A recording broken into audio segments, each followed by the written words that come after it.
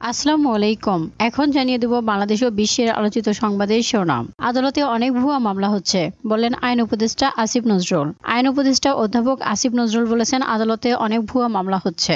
জুলাই বিপ্লবে শহীদদের মামলাসহ আইনি সহায়তা দেওয়ার জন্য 7 দিনের মধ্যে আদালত সেল গঠন করা হবে। ঢাকা বিভাগের শতাধিক শহীদ পরিবারকে দ্বিতীয় ধাপে আর্থিক সহায়তা চেক হস্তান্তর অনুষ্ঠানে তিনি এসব কথা বলেন। আমিরাতের উপকূলে উড়োজাহাজ বিধ্বস্ত হয়ে দুজনের প্রাণহানি। সংযুক্ত আরব আমিরাতের রাস আল খাইমা উপকূলে রবিবার একটি হালকা উড়োজাহাজ বিধ্বস্ত হয়ে দুজনের প্রাণহানির ঘটনা ঘটেছে। আমিরাতের বিমান চলাচল কর্তৃপক্ষের বরাদ্দে দুবাই থেকে এএপি তথ্য জানিয়েছে। বিমান বিধ্বস্তের আগে যে বার্তা দিয়েছিল ভেতরে থাকা যাত্রী। দক্ষিণ কোরিয়ার মুয়ান আন্তর্জাতিক বিমানবন্দরে যাত্রীবাহী বিমান বিধ্বস্তের ঘটনায় সর্বশেষ 179 জন নিহতের খবর প্রকাশ্যে এসেছে। দুর্ঘটনা কবলিত বিমানটিতে মোট 181 জন আরোহী ছিলেন। এই ঘটনায় দুজনকে জীবিত উদ্ধার করা সম্ভব হয়েছে। রবিবার স্থানীয় সময় সকাল 9টার দিকে এমন দুর্ঘটনা ঘটে। শেষ মুহূর্তে এক যাত্রীর বেশ কিছু খুদে বার্তা স্থানীয় গণমাধ্যমে উঠে এসেছে। দক্ষিণ কোরিয়ার ইয়নহাপ নিউজ এজেন্সি বলছে, বার্তাগুলোতে স্পষ্ট জীবিতদের বাঁচার আশা ক্ষীণ হয়ে আসছিল। বিমানবন্দরে অপেক্ষমান এক যাত্রীর আত্মীয় নিউজকে জানিয়েছে, বিমানে থাকা আমার পরিবারের সদস্যদের কাছ থেকে বিমানের ঘটা সমস্যা নিয়ে একটি বার্তা পাই, কিন্তু তারপর থেকে আমি তাদের সঙ্গে আর যোগাযোগ করতে পারি নাই। একটি পাখি বিমানের ডানায় আটকে আছে, আমরা অবতরণ করতে পারছি না। 9টার দিকে খুদে বার্তা পাঠায় এই যাত্রী। অপেক্ষমান যাত্রীর আত্মীয় স্বজন বিস্তারিত জানতে চাইলে 1 মিনিট পর উত্তর দেয়, এখনই আমি কি শেষ বার্তাটি রেখে যাব? এরপর থেকে যোগাযোগ বিচ্ছিন্ন হয়ে যায়। এদিকে গ্রেফতারি পরোয়ানার মুখে পড়তে যাচ্ছে দক্ষিণ কোরিয়ার বরখাস্ত প্রেসিডেন্ট ইউন। অভিশংসনের মাধ্যমে বরখাস্তের পর এবার গ্রেফতারি পরোয়ানার মুখে পড়তে যাচ্ছেন দক্ষিণ কোরিয়ার প্রেসিডেন্ট উইন সুক উইল। জিজ্ঞাসাবাদের জন্য হাজির না হয় তার বিরুদ্ধে গ্রেফতারি পরোয়ানা জারির আবেদন করেছে তদন্ত কর্মকর্তারা। দেশে সামরিক আইন জারির কারণে ইউএনের বিরুদ্ধে তদন্ত চলছে। সোমবার তদন্ত দলের পক্ষ থেকে বিবৃতিতে এমন তথ্য উঠে এসেছে। যৌথ তদন্ত দলগুলোর সদর দপ্তর থেকে সিউল ওয়েস্টার্ন ডিস্ট্রিক্ট আদালতে ইউএন সুক ইউলের বিরুদ্ধে গ্রেফতারি পরোয়ানা জারি করা হয়েছে। এদিকে কেমন ছিল সিরিয়ার প্রেসিডেন্ট বাশার আল আসাদ ও তাদের গোয়েন্দা সংস্থার আয়নাঘর? সিরিয়ার মানুষের কাছে ভীতিকর এই জায়গাটিতে অনেককে আটক ও নির্যাতন করা হতো। মাটির নিচে ক্ষমতাচ্যুত আসাদ সরকারের এই গোপন আস্তানায় প্রবেশ করে বিবিসির অ্যারাবিক সার্ভিসের সংবাদদাতারা। এমন একটি জগৎ যেখানে বাহিরের মানুষের খুব কম ঢুকতে পেরেছে। সিরিয়ার রাষ্ট্রীয় নিরাপত্তা সদর দপ্তরের বেসমেন্টে ভয়ানক জায়গা দেখা যায়, যার অবস্থান দামেস্কের কেন্দ্রের কাফর সৌসা এলাকার একটি ব্যস্ত রাস্তার ঠিক নিচে। এটি ছিল দেশটির গোপন গোয়েন্দা নেটওয়ার্কের অংশ, যা কয়েক দশক ধরে নৃশংস নেতৃত্বকে ক্ষমতা টিকে রাখতে সহায়তা করেছে। এদিকে সিরিয়ায় পরমাণু হামলা চালিয়েছিল ইসরায়েল। পশ্চিম এশিয়ায় পরমাণু হামলা। যুদ্ধবিধ্বস্ত সিরিয়ায় এবার ছড়ালো তেজস্ক্রিয় আতঙ্ক। অভিযোগের তীর ইসরায়েলের দিকে। সত্যি সত্যি তারা পরমাণু হাতিয়ার ব্যবহার করে থাকলে ভূমধ্যসাগরের তীরে বিশাল এলাকা যে মৃতের স্তূপে পরিণত হবে তা বলাই বাহুল্য। যদিও এ বিষয়ে কোনো মন্তব্য করেনি তেল আবিব। চলতি বছরের 16 ডিসেম্বর প্রতিবেশী রাষ্ট্র সিরিয়ার বন্দর শহর তাতাসে বড় রকমের বিমান হামলা চালায় ইসরায়েলের ডিফেন্স ফোর্স। বিস্ফোরণে কেঁপে ওঠে গোটা এলাকা। পাশাপাশি অনুভূত হয় ভূমিকম্প। এরপর জোরালো হতে শুরু করে ইসরায়েলের পরমাণু অস্ত্র প্রয়োগের তত্ত্ব। পশ্চিমা গণমাধ্যমগুলোর একাংশের দাবি, সিরিয়ায় আমেরিকার তৈরি B-51 বোমারু বিমান পরীক্ষা চালিয়েছে আইডিএফ। যুদ্ধবিমান থেকে সেটি প্রতিবেশী দেশটির তাতাসে নিক্ষেপ করে ইহুদি সেনারা। এজন্য যুক্তরাষ্ট্রের বিখ্যাত সংস্থা লকহিড মার্টিনের তৈরি F-35 জেট ব্যবহার করা হয়েছে।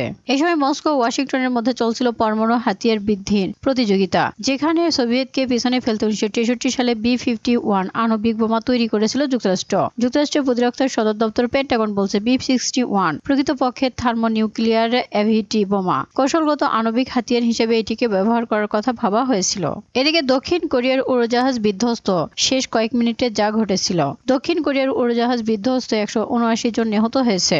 সকালে মুয়ান আন্তর্জাতিক বিমানবন্দরে অবতরণের সময় রানওয়ের দেয়ালের সঙ্গে ধাক্কা খেয়ে যাত্রীবাহী বিমানটি বিধ্বস্ত হয়। এতে মোট যাত্রী ছিল ক্রু সহ মোট 181 জন। তবে ধ্বংসস্তূপ থেকে মাত্র 2 জনকে জীবিত উদ্ধার করা সম্ভব হয়েছে। বাকিরা সবাই মারা গেছেন। দক্ষিণ কোরিয়া কর্তৃপক্ষ বলছে, পাখির আঘাতে অথবা খারাপ আবহাওয়ার জন্য এই দুর্ঘটনা ঘটেছে। তবে বিষয়টি তদন্ত করে দেখা হচ্ছে। ফ্লাইট 7C2216 এর শেষ মিনিটে কি ঘটেছিল তা প্রকাশ করেছে দক্ষিণ কোরিয়ার পরিবহন সংস্থা ও ফায়ার সার্ভিস কর্তৃপক্ষ।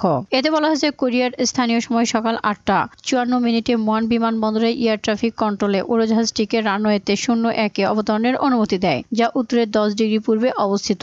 পরে 8:57 এয়ার ট্রাফিক কন্ট্রোল উড়োজাহাজটিকে পাখির কার্যকলাপ রয়েছে বলে সতর্ক করে। 2 মিনিটের পর 8:59 ফ্লাইটের পাইলট পাখির সঙ্গে উড়োজাহাজের সংঘর্ষের বিষয়ে রিপোর্ট করে। পরে জরুরি অবস্থা ঘোষণা করে মেডে মেডে মেডে এবং পাখির সংঘর্ষ গো অ্যারাউন্ড বলা হয়। সকাল 9:02 air traffic control airport fire rescue ইউনিটে ক্রাশ স্কেল সতর্ক করে। 9:02 বিমানবন্দরের fire rescue unit fire rescue সরঞ্জাম মোতায়েন করে। 9:03 ফ্লাইট 7C-2216 রানওয়ে ওভারশুট করার পর বাধার মধ্যে বিধ্বস্ত হয় বিমানটি। এদিকে সিরিয়ার অস্ত্রাগারে বিস্ফোরণ, নিহত 11। সিরিয়ার রাজধানী দামেস্কের কাছে একটি অস্ত্রাগারের ডিপোতে বিস্ফোরণের ঘটনা ঘটেছে, এতে এখন পর্যন্ত 11 জন নিহত হয়েছে। রবিবার এই বিস্ফোরণের ঘটনা ঘটে। 8 ডিসেম্বর ক্ষমতাচ্যুত হন সিরিয়ার 24 বছরের স্বৈরশাসক বাশার আল আসাদ। এর কয়েক সপ্তাহ পর দেশটিতে এত বড় বিস্ফোরণের ঘটনা। Syrian observatory for human rights বলছে, দামেস্ক থেকে প্রায় 30 কিলোমিটার দূরে আদ্রার শিল্প এলাকায় এই বিস্ফোরণের ঘটনা ঘটে। ইসরায়েলি বাহিনী এখানে হামলা চালিয়েছিল, তবে ইসরায়েলের একটি সামরিক সূত্র এএফপিকে জানিয়েছে ইসরায়েলি বাহিনী এই এলাকায় কোনো হামলা চালায়নি। কোথায় থেকে হামলা হয়েছে তা আমরা জানি না। হঠাৎ বিকট বিস্ফোরণে পুরো এলাকায় কেঁপে ওঠে। কত মানুষ হতাহত হয়েছে তা বলা কঠিন। উদ্ধার অভিযান এখনো চলছে, তবে 11 জন নিহত হয়েছে। ইসরায়েলি সামরিক বাহিনীর একটি সূত্র বলছে, আমরা এই এলাকায় হামলার বিষয়ে অবগত নই। আব্দুর রহমান বলেন, নিহতরা বেশিরভাগই বেসামরিক নাগরিক। বাশার আল আসাদের পতনের পর গরিব ও নিম্ন শ্রেণীর অনেক মানুষ বিক্রয়যোগ্য ধাতুর সন্ধানে সামরিক স্থাপনাগুলোতে ঢুকেছিল। এই বিস্ফোরণে তাদের কেউ কেউ নিহত হতে পারেন। এদিকে ইহুদিদের ঘুমাতে দিব না, হুতি বিদ্রোহীদের হুঙ্কার। ইসরায়েলকে কড়া বার্তা দিয়েছে ইরান সমর্থিত ইয়েমেনের হুতি যোদ্ধারা। তারা সাফ জানিয়ে দিয়েছে, গাজায় যতদিন শিশুদের হত্যা বন্ধ না হবে ঠিক ততদিন ইহুদিদেরকে আমরা ঘুমাতে দিব না। হুতি কর্মকর্তা হেজাম আল আসাদ এক্স অ্যাকাউন্টে হিব্রু ভাষায় একটি পোস্ট করেছেন, সেখানে ইসরায়েলিদেরকে সতর্ক করেছেন তিনি। সাম্প্রতিক দিনগুলোতে ইরান সমর্থিত ইয়েমেনি যোদ্ধারা ইসরায়েলের উপর তাদের আক্রমণ বাড়িয়েছে। আল আসাদ এক্সে বেশ কয়েকটি উপহাসমূলক বার্তা পোস্ট করে, যার মধ্যে কিছু হিব্রু ভাষা ছিল। 2 সপ্তাহ ধরে ইয়েমেন থেকে ছোড়া ক্ষেপণাস্ত্র ড্রোনের মাধ্যমে মধ্যরাতে লাখ লাখ ইসরায়েলিকে আশ্রয়ের জন্য পাঠানো হয়েছে। এদের মধ্যে হুতিদের নতুন হুঁশিয়ারি আতঙ্ক তৈরি করছে ইসরায়েলি নাগরিকদের মাঝে। সাম্প্রতিক সময়ে এই আক্রমণে ইসরায়েলি বিমান প্রতিরক্ষা বাহিনী ইয়েমেন থেকে নিক্ষেপ করা একটি ক্ষেপণাস্ত্রকে বাধা দিয়েছে। শনিবার ভোরে জেরুজালেম দক্ষিণ ও পশ্চিম তীরে ভূপাতিত হয়। ইসরায়েল প্রতিরক্ষা বাহিনী বলছে, হুতিরা গত বছরে ইসরায়েলে 200টির বেশি ক্ষেপণাস্ত্র 170টির বেশি ড্রোন নিক্ষেপ করেছে। বেশিরভাগ হামলা ইসরায়েলে পৌঁছায়নি, যা ইসরায়েলের মৃতদের মাধ্যমে আটকে দেওয়া হয়েছে। এদিকে আজারবাইজানের বিমানে রাশিয়া থেকে গুলি করা হয় বলল president Aliyev. আজারবাইজানের president Ilham Aliyev বলেছে, আজারবাইজান এয়ারলাইন্সের বিমানটিকে দুর্ঘটনাক্রমে রাশিয়া থেকে গুলি করা হয়। রাশিয়ার কিছু লোক দুর্ঘটনার কারণ সম্পর্কে মিথ্যা বলেছিল। তিনি বিমান বিধ্বস্তের ঘটনায় মস্কোকে দোষ স্বীকার করার আহ্বান জানিয়েছেন। 67 জন আরোহী নিয়ে আজারবাইজানের বিমান বিধ্বস্ত হয়, এতে 38 জন প্রাণ হারায়। বিমানটি আজারবাইজানের রাজধানী বাকু থেকে রাশিয়ার চেচনিয়া অঞ্চলের রাজধানী গ্রোজনিতে যাচ্ছিল। বিমানটির বেশিরভাগ যাত্রী আজারবাইজানের। যাত্রীদের মধ্যে রাশিয়া, কাজাখস্তান ও কিরগিজস্তানের নাগরিকও ছিলেন। এদিকে সুয়েজ খালের পরীক্ষামূলক সম্প্রসারণ শুরু। মিশর পরীক্ষামূলকভাবে সুয়েজ খালের 10 কিলোমিটার এলাকার সম্প্রসারণ করেছে, যা স্রোতের প্রভাব কমিয়ে আনতে গুরুত্বপূর্ণ। এই জলপথের সক্ষমতা বাড়াতে সাহায্য করবে। সুয়েজ খাল কর্তৃপক্ষের বরাত দিয়ে এএপি তথ্য জানিয়েছে। 2টি জাহাজ শনিবার সম্প্রসারিত এই নতুন পথ ব্যবহার করেছে। পাশাপাশি কর্তৃপক্ষের প্রধান ওসামা রাবি দাবি করেছেন, খালের দক্ষিণ অঞ্চলের উন্নয়ন জাহাজ চলাচলের নিরাপত্তা বৃদ্ধি করবে, স্রোত ও বায়ু প্রবাহের প্রভাব কমাবে। সিরিয়ায় 4 বছর আগে কোনো ধরনের নির্বাচন নয়, বলল বিদ্রোহী নেতা। বাশার আল আসাদের পতনের পর সিরিয়ার বর্তমান ক্ষমতা কার্যত বিদ্রোহী গোষ্ঠী হায়াত আত-তাহরি আশ-শামের হাতে। এবার গোষ্ঠীটির প্রধান নেতা আহমেদ আল শারা জানিয়েছে, সিরিয়ায় সাধারণ নির্বাচন দিতে অন্তত 4 বছর পর্যন্ত সময় লাগবে।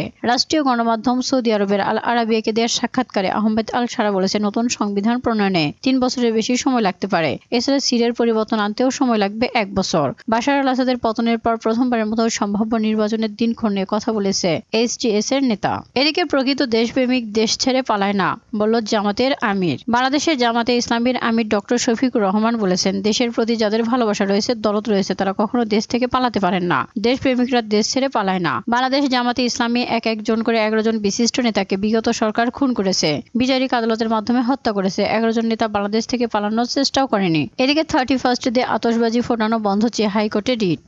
4 দিনের রিমান্ডে ইনু। ইউক্রেন যুদ্ধের শেষ কথায়। এক এক করে 3 বছরে পা দিতে যাচ্ছে ইউক্রেন যুদ্ধ। এর মধ্যে রণক্ষেত্রে বিশাল একটি অংশ হারিয়েছে কিয়েভ। লাগাতার যুদ্ধে ক্লান্ত পরিশ্রান্ত হয়ে পড়েছে জেলেনস্কির বাহিনী। যদিও দেশটির পূর্বাঞ্চল এখন রুশ সেনাদের অগ্রগতি ঠেকিয়ে রাখছে ইউক্রেনীয় সেনারা, তবে কুরাখভ শহরের কাছে রুশ অবস্থান দ্বারা আটকা পড়েছে অনেক সেনা।